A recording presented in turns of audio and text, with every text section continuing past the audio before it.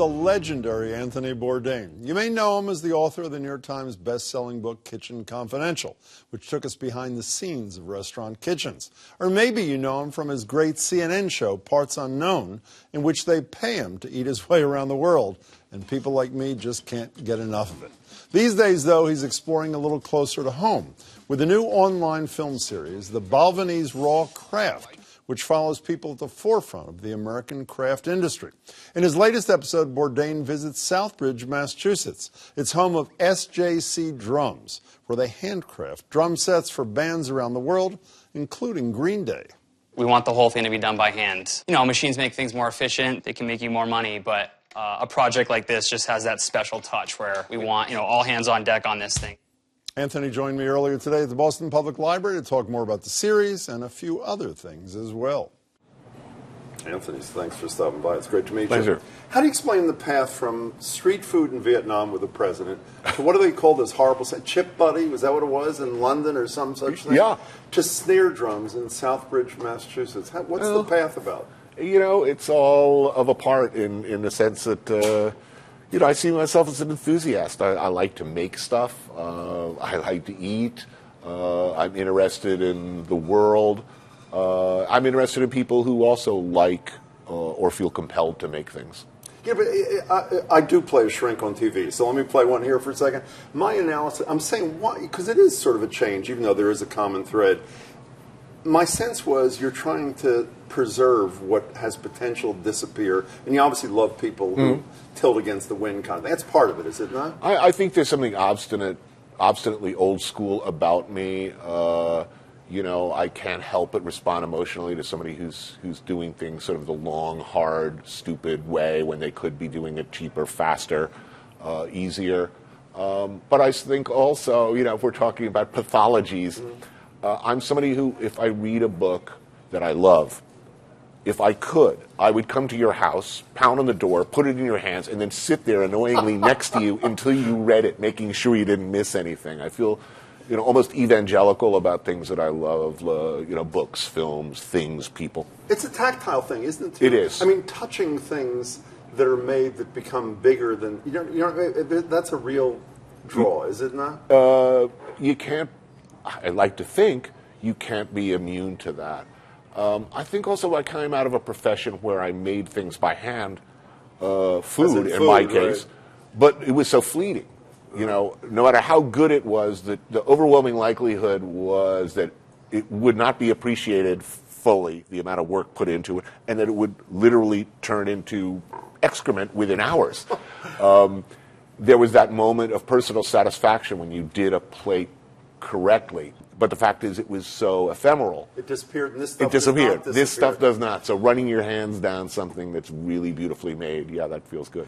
So where's the dividing line between, I'll call them the effete hand and the real, the gritty ones that obviously you're profiling totally into? Well, words tend to lose their meaning when they're co-opted by a major corporation that is in no way making anything by hand. Artisanal, handcrafted, house-made, these have all become sort of buzzwords and catchphrases and have lost their meaning. There's a real difference between, artisanal, a potato chip and, see somebody in Italy, for instance, make pasta by hand from scratch and cook it with, real pride and affection. But yeah, there is a yearning. I wish I could, make a birdhouse or a chest of drawers. It would be great. I made a doorstop once, and it was fabulous. I would be incredibly satisfied if I could make something that lasted, that I could look at and say, I made that. Speaking of ephemeral and a different sort, I mentioned to you, you and I were both in Provincetown, sort of the same era. I counted the number of shops that had handmade leather when I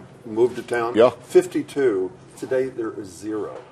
I remember those days well. There were all sorts of craftspeople that worked back then. There were people doing glass, leather, jewelry, scrimshaw, which obviously you can't anymore. But it was very much a center for artisanship. I still have a deerskin jacket I made in Provincetown with a bullet hole with fringe that I hand cut in the middle of the night. What do you think of that? They're coming back, man. They're coming back. You will wear that with pride again. Can we? You obviously are making a major effort in this terrific show to shine a light on things made by hand. Can we talk about damage done by hand and other body parts for a couple of seconds? You've talked a lot about sex harassment, and let's talk about it in the industry that spawned you. When you told, I think it was Seth Meyers, you used the term meathead bro culture. Fill in the blanks. What do you mean, Anthony? Well, I think I wrote a book that was an honest reflection of a life I've lived and a worldview I had. Yeah. It was spectacularly successful. But I romanticized a culture that was not good for everybody. And in the years after, I become increasingly queasified by the fact that I clearly validated a bunch of knuckleheads who took away from the book something both very different than what I'd intended, but also a culture that at the time I'd felt unreservedly romantic about. Do you for those men who are somewhat self-aware, which may be an oxymoron, I sort of feel like I have a little Quentin Tarantino in me. What was his line? I knew enough to do more than I did. Talking about Weinstein, did you know enough to do more than you did? Sure. I mean, I look back. What I think as a lot of men. What did I see? What did I see? What should I have seen? What did I hear? What did I not hear? And why didn't I hear it? Why was I not the sort of person that people felt would be an ally? So I think, a lot of us, particularly, it's been 18 years since I've been in the restaurant industry, but I spent 30 in it, are asking themselves, to what extent were we complicit? Last night on this show, we talked about whether or not you can separate the art from the artist. Can you separate the chef from the food? Meaning, there's certain chefs you can't patronize anymore, even though you love what they produce because of what they did. There are? Yeah, there are. I like to think, I can watch a film by somebody I know to be a monster as a human being, or have since found out to be a monster, and that I can appreciate that work distinct from the person who made it. Particularly when it comes to food, it's such an expression of the soul. And there you're given money, there are people I will not eat in the restaurants. One last thing about this, on one half of me, and I think one half of a lot of us, says the Me Too thing is changing the world. But the flip side is, Bill Clinton is one of the most popular people in the country, and Donald Trump was elected after he essentially admitted groping women. So where are we? I mean, where are we? Look, unlike a lot of women in my life, I'm reasonably optimistic that what we're seeing is a real reckoning. I think everybody's going to have to come to terms with it, whether they are inclined morally to do so or not. I think everybody's behavior is going to have to change, and I would hope and expect that will extend to the seat of power. Speaking of presidents, when you're eating with Barack Obama in Vietnam, it was just like unbelievable. So another guy was in Vietnam last week, the next president of the United States, 45. If Donald Trump had said, hey, I'm going to be in Vietnam too, let's have a meal, what would you have told him? No, there'd be no expectation of that being any kind of an experience that I would enjoy. I think his feelings about food are antithetical to mine. His feelings about a lot of things. I mean, look, I sit down with people with whom I disagree, often violently, in every fundamental belief.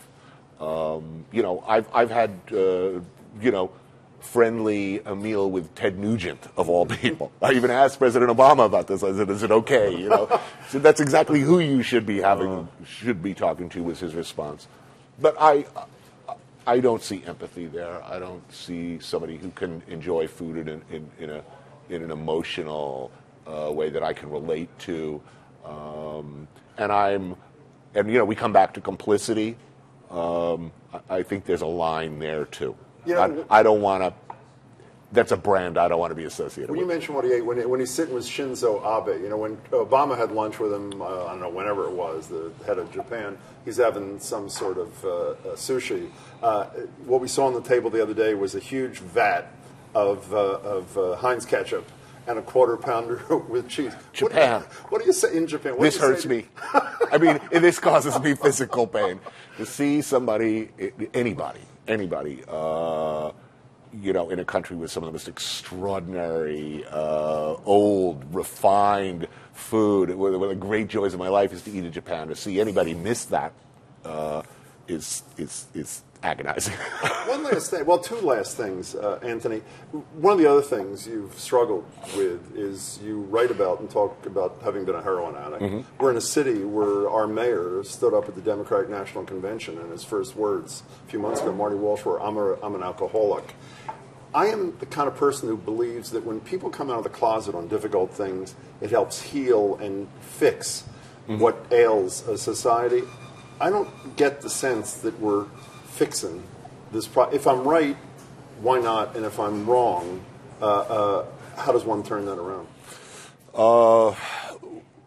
Again, I think this is something that is such a huge problem that we're going to have, whether we like it or not, we're going to have to confront it. I just spent some time in West Virginia, Trump country.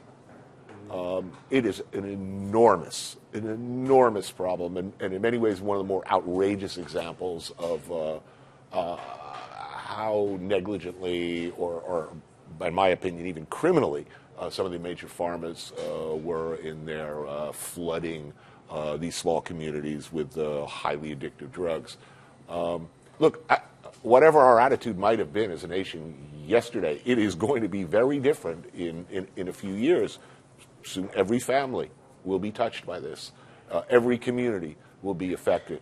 Already we're seeing that. And, when it's your family, not just a problem down the street or another neighborhood or another race, suddenly it becomes a matter of urgency. So can I end with an impossible tradition? I think, what was the name of your Appetites, the cookbook? Yes. Okay, so you have a whole chapter on Thanksgiving. It's a week away.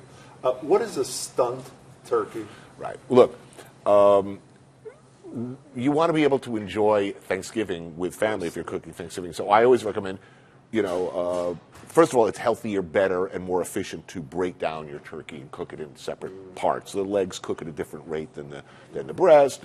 You shouldn't really be stuffing turkeys. It's not a healthy practice. Oops. So I like to make a stunt turkey. It looks perfect. It's got stuffing in it. It's pretty. You can dress it up.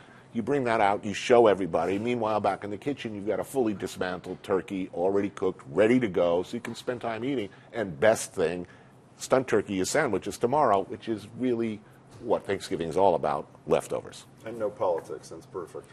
Yeah, people get stabby over the holidays statistically, so, away. Politics and religion and sports, stay away from it. It's a pleasure to meet you, Anthony. Thank you. Thanks so much. Good luck with the show. It's great. Thank you. Bourdain's series again is Raw Craft by the Balvenie. It's all online. You can find full episodes at us.thebalvenie.com.